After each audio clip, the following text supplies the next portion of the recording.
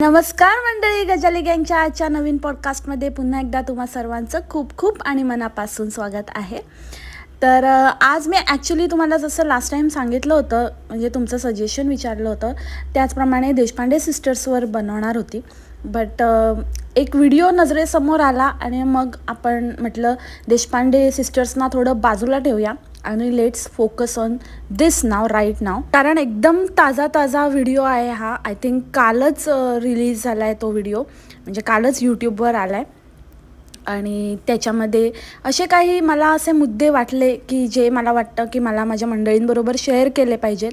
त्यांचं ओपिनियन त्याच्यावरचं जाणून घ्यायला मला नक्कीच आवडेल. आज आपण ज्या टॉपिकवर बोलणार आहोत, ज्या व्यक्तीविषयी, ज्या कॅरेक्टरविषयी आपण बोलणार आहोत, ते आपल्या मराठी इंडस्ट्रीतलं एक नामांकित कॅरेक्टर आहे. एक अत्यंत गाजलेली मालिका या कॅरेक्टरच्या नावावर आहे, ज्याचं आत्ताच हल्लीच आपल्या बबीने म्युझिक चेंज केलं. नाही तर पूर्वी म्हणजे आत्तापर्यंत हल्लीच आता एखाद दोन व्लॉग्सला नसेल लावलं, पण ते त्यांचं इंट्रोडक्शन सॉन्ग होतं, थीम सॉन्ग होतं. तर तुम्हाला कळलंच असेल, एक वादळाची वाट. तर आज आपण बोलणार आहोत ह्याच वादळ वाटबद्दल, अर्थात अदिती सारंगधरबद्दल. हल्लीच म्हणजे कालच एक इंटरव्ह्यू पब्लिश झाला आहे, ज्याच्यामध्ये यांनी बरेचसे मुद्दे मांडले आहेत. त्यातले काही ठीक आहेत, पटण्यासारखे आहेत, पण ते मला असं वाटतं की त्यांना ते उशिरा सुचलेलं शहाणपण आहे. बट ठीक आहे, जे शहाणपण त्यांना सुचलं आहे ते त्या इतरांबरोबर शेअर करतायत असं आपण म्हणू शकतो. पण ॲट द सेम टाईम बऱ्याचशा गोष्टी मला खटकल्या. म्हणजे जे काही होतं ते मला असं वाटलं की ताई स्वतःच संभ्रमात आहेत की कशाला काय म्हणावं किंवा काय आहे ही गोष्ट, ही स्वतः माइंडमध्ये क्लिअर नाही आहे. आणि ह्यांचा मी सेकंड इंटरव्ह्यू बघितला. ह्याच्या आधीही त्यांनी आपल्या त्या सुलेखा तळवलकर आहेत त्यांच्याबरोबर एक इंटरव्ह्यू केला होता. त्यामध्ये पण त्यांनी असं एक थोडंसं ह्या बाबतीत शेअर केलं होतं. ही गोष्ट म्हणजे त्यांना आलेलं पोस्टमार्टम डिप्रेशन. ठीक आहे, ह्या गोष्टी होतात. आता आपल्याला कळत नाही, कारण आपण पण नवीनच म्हणजे पहिल्यांदाच आई झालेलो असतो. आपल्याला पण ह्या गोष्टींबद्दल फारशी काही माहिती नसते. आपण पण अनुभवातनं शिकतो. बऱ्याच जणींना ह्या गोष्टीचा सामना करावा लागत असेल. पण मला असं वाटतं कुठेतरी की ह्या ताईंचं डिप्रेशनचं कारण हे काहीतरी वेगळं होतं. It was not purely depression मागे बरीच कारणं वेगळी होती. आणि त्यातलं मुख्य कारण होतं जे ताईंच्या बोलण्यातनं प्रकर्षाने जाणवतं आणि जे आपल्यालाही माहिती आहे. यांचे इंटरव्ह्यूज वगैरे ज्यांनी ऐकले असतील तर त्यांनाही माहिती आहे, ताई एक स्वच्छंदी महिला आहेत. इंडिपेंडंट वुमेन आपण ज्यांना म्हणतो, आणि एक स्वच्छंद जीवन जगणाऱ्या महिला, ज्यांना कोणाची बंधनं नाहीत, ज्यांना बंधनात राहणं आवडत नाही, अशी महिला. काय होतं ना, आपण आपल्या पार्टनरबरोबर असतो तेव्हा पार्टनर बऱ्याचशा गोष्टी ॲडजस्ट करून घेतो, कारण आपण प्रेमात असतो. आपण म्युच्युअली डिसाईड करून तसं राहण्याचा, तसं एकमेकांबरोबर त्या रिलेशनशिपमध्ये येण्याचा डिसिजन घेतलेला असतो. आपण दोघंही एक अडल्ट असतो, आपल्याला सत्सद विवेक बुद्धी असते. आपण सगळं काही विचार करून तोलून मापून जगत असतो. तर त्यामुळे थोडे ॲडजस्टमेंट्स आपण करतो, थोडे ॲडजस्टमेंट्स आपला पार्टनर करत असतो. तर हे अडल्ट्समध्ये चालून जातं. त्या गोष्टी मॅनेज होतात. त्यातूनही काही लोकांचे खटके उडतात, कारण त्यांना असं होतं की जेवढं आपण अपेक्षित होतं आपल्याला की ॲडजस्ट करावं लागेल, त्यापेक्षा हे अति होतं आहे, हे खूपच जास्त होतं आहे. फक्त ॲडजस्टमेंट आणि एकमेकांचा स्पेस राखून ठेवण्यामध्ये नुसती रिलेशनशिपमध्ये पोकळीच निर्माण झाली आहे, स्पेसच निर्माण झाली आहे. तर काही लोक त्यातही डिवॉर्सपर्यंत वगैरे पोचतात त्यांचं रिलेशनशिप. पण जेव्हा आपण हीच गोष्ट आपल्या मुलाबरोबर होते, आपण एका नवजात शिशूला जन्म देतो, तेव्हा त्याच्यासाठी ही पूर्ण दुनियाच नवीन असते. तो सगळं पहिल्यांदाच पाहत असते आणि त्यांना काहीच आयडिया नसते. म्हणजे काय समजणार ना त्या बाळाला. तर ते तर तुम्हाला समजून घेऊच शकत नाही, तुम्हालाच त्याला समजून घ्यायचं असतं. आणि मग अशा वेळेला खरा प्रॉब्लेम होतो ह्या स्वच्छंदी महिलांचा. जसं त्यांच्या वेळेप्रमाणे आपल्याला सगळे ॲडजस्टमेंट्स कराव्या लागतात. आपण आपल्या मनाप्रमाणे कधीही उठून कुठेही जाऊ शकत नाही, येऊ शकत नाही, कधीही झोपू शकत नाही, कधी उठू शकत नाही, कधी वाटेल तेव्हा खाल्लं पिल्लं, खायचं तर खा, नाही खायचं तर नका खाऊ. त्यात तुम्ही व्यसनी असाल. आता हे व्यसनांचं का बोलते ते पण मी नंतर थोड्या वेळाने त्या मुद्द्यावर येईलच. तर अजूनच प्रॉब्लेम, कारण मग त्याच्यानंतर जेव्हा आपण ब्रेस्ट फीडवर असतो तर त्यावेळेला तर आईला खाण्यापिण्याची पण बंधनं असतात, कारण का ते बाळाला ट्रान्सफर होऊ शकतात जे आई खाते ते. तर त्यामुळे अशी सगळी बंधनं एकत्र लादली गेली अशा बंधनमुक्त व्यक्तीवर, तर त्याचं डिप्रेस होणं हे नॅचरल आहे. त्यात तुमचं वजन वगैरे वाढतं, रूप आपलं बदलतं, थोडं हार्मोनल चेंजेस होतात, त्याच्यामुळे चेहऱ्यावर पण असे डाग धब्बे, असं शरीरावर वेगवेगळे बदल होतात. त्यामुळे रोल्स पण, म्हणजे आता हे ग्लॅमर इंडस्ट्रीतले आहेत, ग्लॅमरस नाही आहेत पण आहेत तर त्याच इंडस्ट्रीतले, तर त्यामुळे मग रोल्स मिळणं पण कमी होतं, कारण त्यातल्या त्यात तुम्ही आधीच फार काही ग्लॅमरस नव्हतात आणि त्यात आता अजूनच ते सगळं जे थोडंफार उरलं सुरलेलं ग्लॅमर पण होतं त्याचा पण डामाडोल झालेला आहे. तर त्यामुळे ते पण एका बाजूने आपल्याकडनं हिरावून घेतलं जातं किंवा कमी. त्याचा सगळा दोष आपण त्या नवजात शिशूवर, आपण म्हणजे ती व्यक्ती, या उद्देशाने मी बोलते, ती व्यक्ती त्या नवजात शिशूवर ढकलून मोकळी होते आणि त्याला डिप्रेशनचं नाव दिलं जातं. And this is so sad. म्हणजे हे खूपच दुःखद आहे हे असं वाटणं एका आईला वगैरे, कारण का आपण आपलं सर्वस्व लावतो. मला आठवतं, तुमच्यापैकी किती जणांना ही गोष्ट माहिती असेल नसेल मला माहिती नाही, फ्लॅट निप्पल्स असा एक प्रकार असतो. म्हणजे ज्यांचे निप्पल्स डेव्हलप झालेले नसतात किंवा फ्लॅट असतात, नंतर ते कालांतराने मला वाटतं एका सर्टन एजमध्ये वगैरे डेव्हलप होतात. काही जणांचे लवकर होतात, काही जणांचे उशिराने होतात. माझे उशिराने झाले. जेव्हा माझी डिलिव्हरी झाली त्याच्यानंतर ही माझे निप्पल्स प्रॉपरली डेव्हलप नव्हते. मला दूध खूप होतं अंगावर, पण ते मी पाजूच शकायची नाही माझ्या मुलाला, कारण तो पकडूच शकायचा नाही, तो होल्डच करू शकायचा नाही, because I was not having nipple, means I was having flat nipple. तर त्याच्यामुळे त्याच्या तोंडातनं ते सतत सटकायचं आणि त्याच्यामुळे त्याला प्यायलाच नाही मिळायचं. आणि त्यामुळे मग बाळाचं पण चिडचिड व्हायची, कारण त्याचं पोट नीट भरायचं नाही, माझं दूध वाहून जायचं, मलाही खूप चिडचिड व्हायची. मलाही असं चिडचिड ह्या अनुषंगाने की मला असं वाटायचं की मी कुठेतरी कमी पडते, एक आई म्हणून मला का असं देवाने दिलं, मी का नाही पाजू शकत आहे माझ्या मुलाला, जेव्हा की मला दूध आहे पण मी पाजू शकत नाही आहे. हे किती वाईट फिलिंग आहे. आणि त्यावेळेला बहुतेकांना माहिती नव्हतं, मला स्वतःलाही माहिती नव्हतं, माझ्या आजूबाजूच्या असणाऱ्यांना पण कसं काय माहिती नव्हतं. मला अजूनही कमाल वाटते या गोष्टीची. मला कोणीच सांगितलं नाही की असं काही असतं. इवन मी डॉक्टरकडे पण गेली, डॉक्टरना पण सांगितलं, पण त्यांनी मला ते आर्टिफिशियल निप्पल सजेस्ट केलं, पण त्याच्याने पण मग हवा जाते, मुलाच्या पोटात गॅस होतो, तर त्याच्यामुळे तेही मला सोडवावं लागलं. म्हणजे मी तेही नाही मग फार काळ चालू दिलं.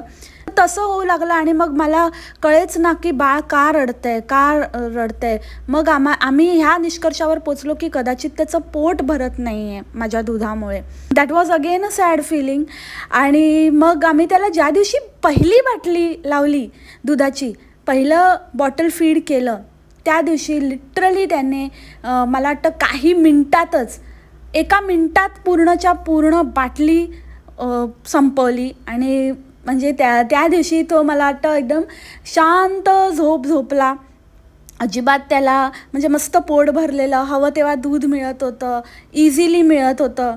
तर ते एका बाजूने म्हणजे त्यातनं माझी सुटका झाली होती, त्या सगळ्या पेनमधनं, आणि बाळाचीही सुटका झाली होती. त्या वेळच्या वेळी त्याचं पोट भरणारं दूध मिळत होतं, पोटभर दूध मिळत होतं, आणि जसं हवं तसं त्या स्पीडने मिळत होतं.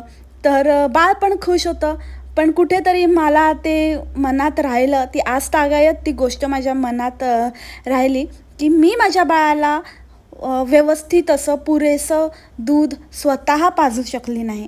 पण आता मला असं वाटतं की ठीक आहे, मी इतर काही गोष्टीमध्ये ते कम्पन्सेट केलं आणि मला असं वाटतं की ते कुठेतरी मी गिल्ट ते मिटवण्याचा प्रयत्न केला दुसऱ्या काही गोष्टी करून. आणि ठीक आहे, हे काही गोष्टी आपल्या हातात नसतात.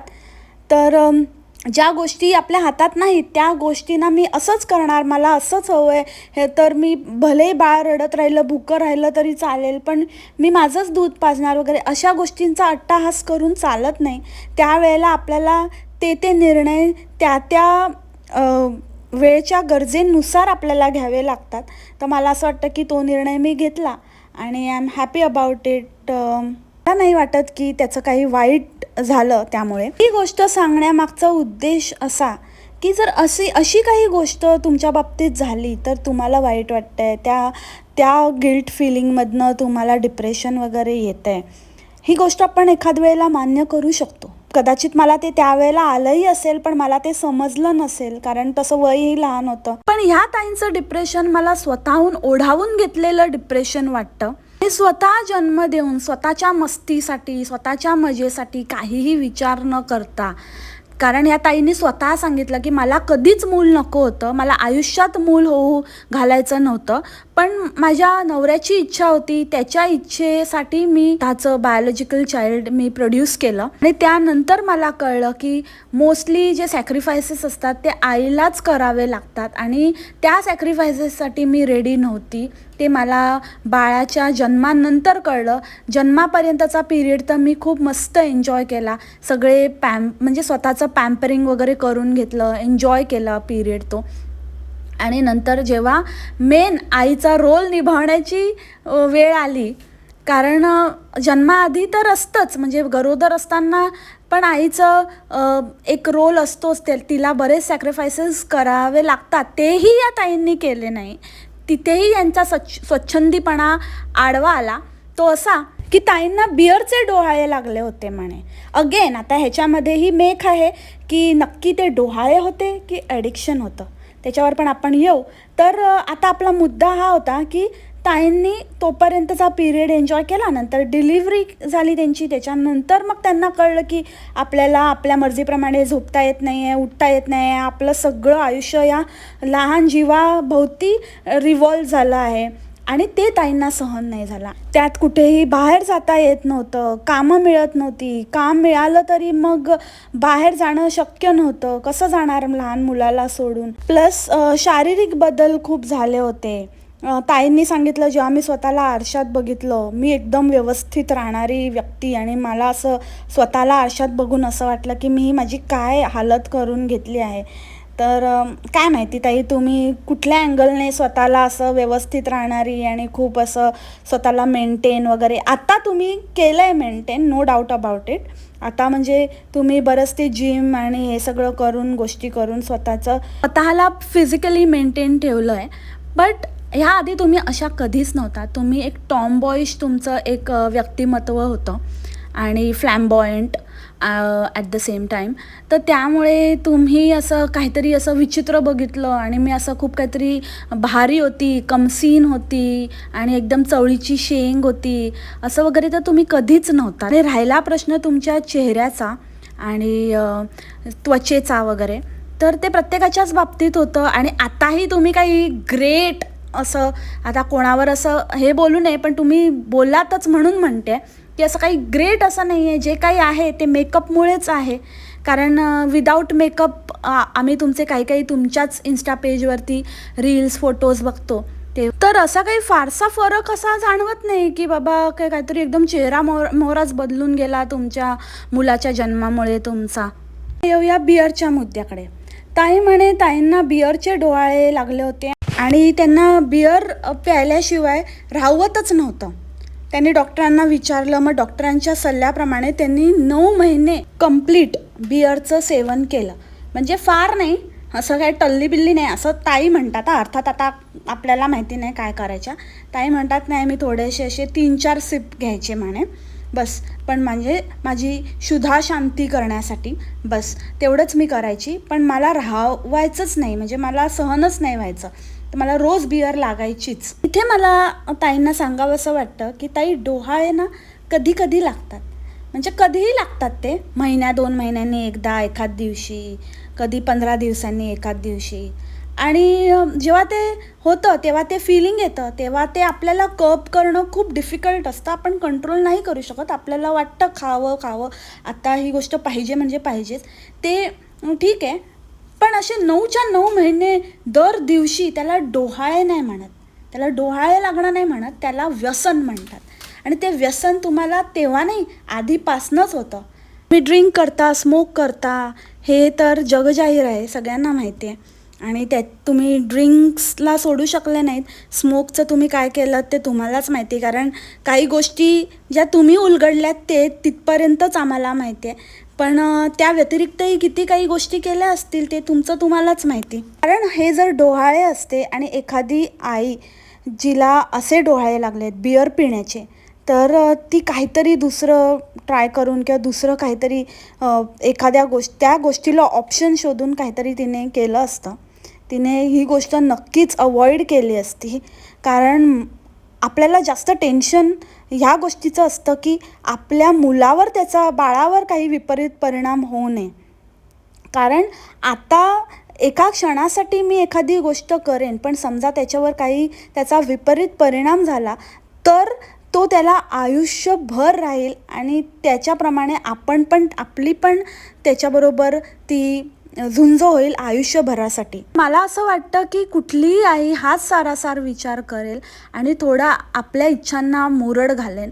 ह्यावरूनच कळतं की तुम्ही कुठल्या टाईपच्या व्यक्ती आहात किंवा कुठल्या टाईपची आई आहात की जी ही साधीशी छोटी गोष्ट, म्हणजे इतकी विदारक आपण ज्याला म्हणू शकतो, की त्याने काही परिणाम असे होऊ शकतात बाळावर की जे आयुष्यभर आपल्याला भोवतील. आणि मग ते गिल्ट किती भयानक असलं असतं ना. देवाच्या कृपेने म्हणा किंवा त्या बाळाच्या नशिबाने म्हणा तसं काही झालं नाही, बट झालं असतं तर ते किती महागात पडलं असतं. म्हणजे ह्या बाईला काय म्हणावं तरी काय.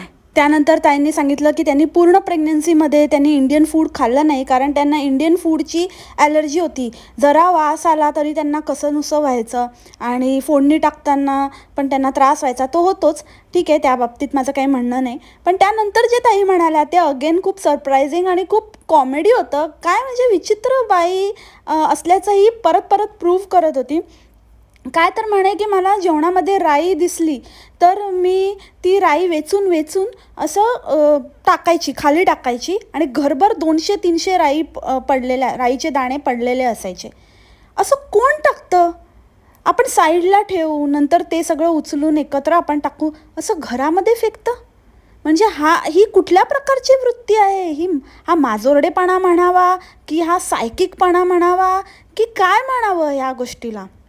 त्यानंतर ताई म्हणतात की मी त्यामुळे मग इंडियन फूड खाणंच सोडून दिलं आणि नंतर मी नुसतं सलाड आणि बिअरच प्यायची. पूर्ण हाच माझा आहार होता. हॉरिबल ताई, हॉरिबल. म्हणजे हॅट्स ऑफ टू यू. आपण कुठल्या वेगळ्या गोष्टीला हॅट्स ऑफ करतो, पण मी तुम्हाला ह्याच्यासाठी खरंच साष्टांग म्हणजे कोपरापासून दंडवत तुम्हाला. अँड लुक ॲट युअर ऑडॅसिटी की तुम्ही हे मीडियावरती आणि एकदम खुलेआमपणे सांगताय, आपला मूर्खपणा चव्हाट्यावर आणताय. आणि आता बिलकुल तुम्हाला हे बोलण्याची गरज नाही आहे की मला असं ट्रोल करतात आणि मला खूप मजा येते वगैरे वगैरे. कारण यू डिझर्व ट्रोलिंग. आणि तुमचे जे वक्तव्य आहेत ते तुम्ही एकदा स्वतः पडताळून बघा. तुम्हाला नीट विचार करा जे तुम्ही बोललात, आणि जे तुम्ही खरंच जर असं केलं असेल तर हे किती मूर्खपणाचं आहे. आणि हे कोणतरी मेंटली इल किंवा डोक्यावर काहीतरी परिणाम झालेली व्यक्तीच हे अशा गोष्टी करते. साधारण माणूस, सेन माणूस अशा गोष्टी करणार नाही. त्यानंतर तुम्ही म्हणालात की जेव्हा मी डिप्रेशनमध्ये होती तेव्हा माझ्यासमोर माझं मूल आलेलं पण मला चालायचं नाही. मी अक्षरशः त्याच्या आयाला म्हणायची की इसको लेके जाओ मेरे नज़रों के सामने से, ये नहीं चाहिए, नहीं तो मैं इसको मार दूंगी, ये करूंगी वो करूंगी.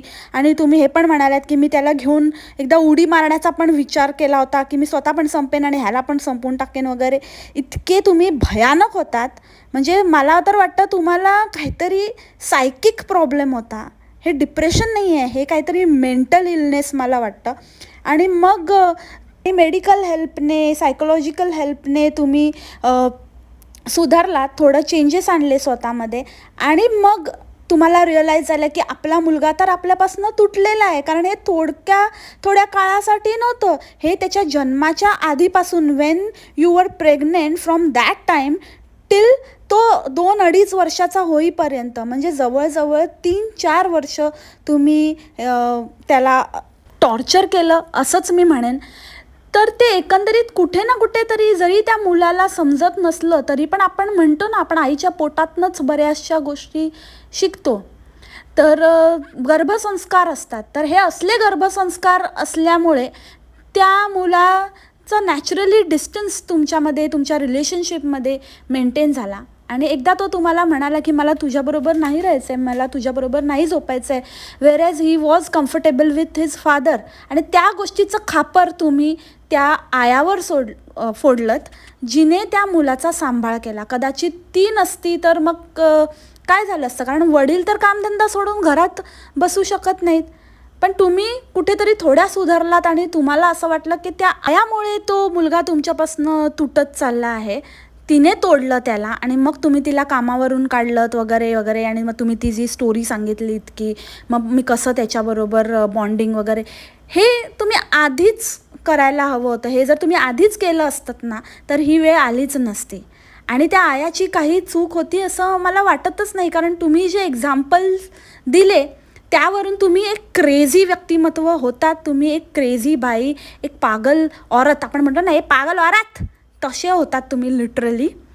तर त्यामुळे ती जर मुलांना सांगत असेल की बाबा आई ओरडेल किंवा आई हे करेल, आईला ही गोष्ट केलेली आवडणार नाही, आम्हाला ऐकूनच तुमच्याबद्दल असं फिलिंग येतं आहे, तर तिने तर ते प्रत्यक्षात बघितलं आहे, तर ऑब्व्हियसली ती त्या मुलाला सेफगार्ड करण्यासाठी काही गोष्टी बोलली असेल, किंवा तिला असं वाटलं असेल की या गोष्टीमुळे तुम्ही अपसेट व्हाल, तर ती त्या मुलाला सांगत असेल. आणि तो मुलगा पण तर बघत होताच ना की तुम्ही कशा आहात, कसं वागवताय, कसं ट्रीट करताय त्याला. तर त्यावरून तो बोलला. जेव्हा त्याला समज आली, जेव्हा तो बोलू शकला, तेव्हा बोलला. कदाचित हे फिलिंग त्याच्याकडे पहिल्यापासूनच असेल, पण एका सर्टन एजपर्यंत मूल बोलू शकत नसतं, त्यामुळे तो आत्तापर्यंत बोलू शकला नसेल. आणि जसं त्याला बोलायला यायला लागलं, तो एक्सप्रेस करू लागला, त्याने ती गोष्ट एक्सप्रेस केली. एकंदरीतच मला असं वाटतं की ह्या बाईकडे फक्त एक्सक्युजेस आहेत.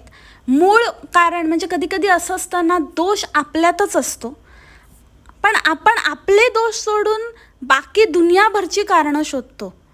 तसं काहीसं ह्यांचं झालेलं आहे की मला कुठलीच हेल्प नाही मिळाली, मला आईवडील नव्हते बरोबर माझ्या सोबतीला, माझे सासू सासरे नव्हते, असं नव्हतं तसं नव्हतं, त्याच्यामुळे मला काहीच समजेन असं झालं, कोणी करणारं नव्हतं. अरे फॉरेन कंट्रीजमध्ये किंवा आता न्यूक्लिअर फॅमिलीमुळे प्रत्येकजण आपले मुलं स्वतःच जन्माला घालतात आणि स्वतःच त्यांचं संगोपन करतात, स्वतः त्यांना छानपैकी रेज करतात, सगळी रिस्पॉन्सिबिलिटी घेतात, एकमेकांना गोडी गुलाबीने साथ देऊन जमेल तसं चुकत त्या मुलाचं छान असं संगोपन करतात. आणि मला असं वाटतं की तेच मेन आहे ना. हे असं करण्यापेक्षा, हा असा त्रागा करण्यापेक्षा, त्या मुलाचं बालपण त्याच्याकडून हिरावून घेण्यापेक्षा, त्याचं बालपणाची पूर्ण वाट लावून टाकण्यापेक्षा, तुम्ही जो आधी निर्णय घेतला होता मूल होऊ न देण्याचा, तोच बेटर होता. कारण मला असं वाटतं की अशा व्यक्ती आई होणं हे डिझर्व करत नाहीत. आणि असे एक्झाम्पल्स बघितल्यावर मला असं वाटतं की जे लोक आई होण्यासाठी तरसत आहेत, ज्या लोकांना खरंच इच्छा आहे, जे अगदी मनापासून कुठल्याही एक्सटेंटला जाण्यासाठी तयार आहेत आपल्या मुलासाठी, आणि जे प्रयत्नही करत आहेत, कितीतरी स्टेरॉइड्स आणि कितीतरी ट्रीटमेंटच्या थ्रू जात आहेत, शरीराचे हाल करून घेत आहेत, एक देव त्यांनी सोडलेला नाही, सगळे ठिकाणी जाऊन गाऱ्हाणं घातलेलं आहे. अशा व्यक्तीला का नाही देव मूल देत, असं मला राहून कुठेतरी वाटतं. ओव्हरऑलच ह्या अशा लोकांचं सो कॉल्ड असं फ्रीडमवालं संभाषण ऐकल्यानंतर शेवटचा मुद्दा असा की ह्या ताई म्हणतात की जेव्हा लोक त्यांना भेटायला यायचे तेव्हा मी कोणाच्या हातात द्यायची नाही, कारण त्याला इन्फेक्शन वगैरे झालं तर मला असं वाटायचं हे लोक थोडी ना येणार आहेत सांभाळायला, तर त्याच्यामुळे मी कोणाच्या हातातही त्याला द्यायची नाही. आणि मला असं वाटायचं की जेव्हा लोक म्हणतात की बाळाला दाखव, बाळ बघू कसं आहे ते वगैरे, तर मला असं वाटायचं की माझी का नाही विचारपूस करत, मला का नाही विचारत, मी पण तर तेवढ्याच खास्ता खाल्ल्या आहेत, मी पण तर, माझा पण नवीन जन्म आहे, तर मला का नाही विचारत, बाळालाच का सगळ्यांना बघायचं असतं. अगं मंद बाई, तू मोठी घोडी आहेस ना ग बाई, तुला कोणी जबरदस्ती केली का त्याला हे करायला, का तू कसली विक्टीम आहेस, का ते पोर जन्माला कुठल्या अत्याचारामुळे आलं आहे, तुझ्या पूर्ण कॉन्शियस माइंडने त्याला जन्माला घातलं आहे ना, तू सगळे जे काही कृती केल्यास ते करायला तर तुझं डोकं शाबूत होतं ना, तेव्हा तर तू अडल्ट होतीस ना. तुला ते लोक तुझ्या वयाच्या 30पर्यंत बघतायत, ते मूल नवीन जन्माला आलंय, तुझा नवीन जन्म हा शाब्दिक नवीन जन्म असला, एक्सपिरियन्सने नवीन जन्म असला, तरी पण तू जन्माला कधीचीच आली आहेस आणि सगळं काही जन्मात पार करून झाली आहेस, काही गोष्टी तर तुझ्याकडनं कंट्रोल पण नाही झाल्या. आणि तुला काय विचारायचं असल्या बाईला जी जिने काही गोष्टींना मुरडच नाही घातली, मनाला काहीच नाही मुरड घातली, सगळं आयुष्य तिथे पण स्वच्छंदीत जगण्याचा अट्टाहास केला, तिला काय बघायचं. आणि मुलाला बघतात ह्याच्यासाठी हे पण कारण असू शकतं की बाबा एवढ्या म्हणजे व्यापानंतर, ह्या बाईच्या असल्या वागण्यानंतरही ते मूल व्यवस्थित झालं आहे की नाही ते बघण्यासाठी पण लोक कुतूहलाने तुझ्याकडे येत असतील. आता हे स्पष्टपणे कोणी तुला सांगितलं नसेल, पण मी सांगते हे स्पष्टपणे तुला. काय म्हणावं या बाईला, कुठेच ममत्व नाही बाबा. आपण किती खुशीने असं मुलाला बघायला येतात, तर सगळेजणांना आपण दाखवतो, आपल्याला असं वाटतं, एखादी व्यक्ती नाही बघायला आली तर आपल्याला असं वाटतं की का बरं नाही आली माझ्या बाळाला बघायला, हिचं काय भलतंच. म्हणजे तुम्ही विचार करा मंडळी की ही कुठल्या एक्सटेंटपर्यंत सेल्फ ऑब्सेस्ड बाई आहे. असो, तसं पण पॉडकास्ट खूप मोठा झाला आहे आणि आय जस्ट होप की आता तरी हिला शहाणपण सुचलं आहे, ते तसंच शाबूत राहो, त्या मुलाचं पुढचं आयुष्य व्यवस्थित जाओ आणि हिच्या नवऱ्याला पण थोडी सद्बुद्धी देव की ह्या बाईला थोडं वठणीवर आणण्याची, कारण कुठेतरी तो कारणीभूत आहे ना या घटनेसाठी. म्हणजे तसाही आहे आणि असाही आहे, कारण त्याच्या इच्छेसाठी झालं आहे ना जे काही झालं आहे ते, मग त्याने त्याची रिस्पॉन्सिबिलिटी थोडी घेतली पाहिजे आणि व्यवस्थित संगोपन करा रे बाबा, नका त्याच्यावर उपकार करू. आता झालं ते झालं, आता पुढे व्यवस्थित करा, इतकीच मी ईश्वराचरणी प्रार्थना करते त्या मुलासाठी. आणि आजचं पॉडकास्ट इथेच संपते. आय होप तुम्हाला आवडलं असेल. तुमचे विचार ह्यावरचे ऐकण्यासाठी मी उत्सुक आहे, तर मला प्लीज कॉमेंट बॉक्समध्ये तुम्हाला काय वाटलं एकंदरीत हे पॉडकास्ट ऐकून ते मला नक्की सांगा. तर आजचं पॉडकास्ट इथेच थांबवते. भेटूया आपल्या गॉसिप गर्लच्या पॉडकास्टमध्ये थोड्याच वेळात. तोपर्यंत मजेत राहा, एन्जॉय करा हे podcast. Take care, bye bye, मासलामा.